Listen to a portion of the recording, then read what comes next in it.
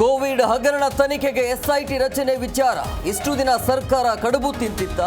ಇದು ದ್ವೇಷ ರಾಜಕಾರಣ ಎಂದ ಬಿಜೆಪಿ ಲೀಡರ್.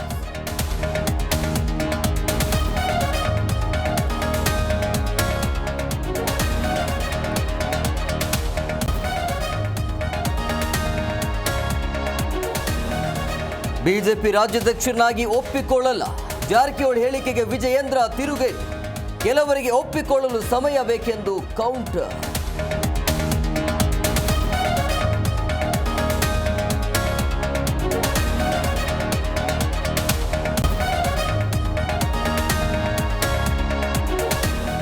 ರಾಜ್ಯದಲ್ಲಿ ದಲಿತ ಸಿಎಂ ಕೂಗು ವಿಚಾರ.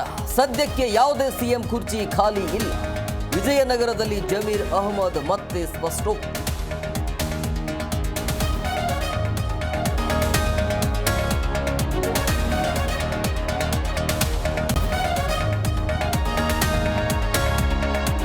ದಸರಾ ಹಬ್ಬಕ್ಕೂ ದರ್ಶನ್ಗಿಲ್ಲ ಬಿಡುಗಡೆಯ ಭಾಗ್ಯ.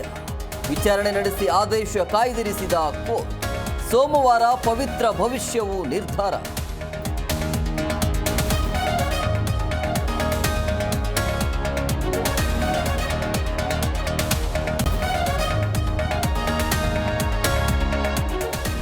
ಉದ್ಯಮ ಲೋಕದ ಧ್ರುವ ತಾರೆ ರತನ್ ಟಾಟಾ ಅಸ್ತಂಗತ.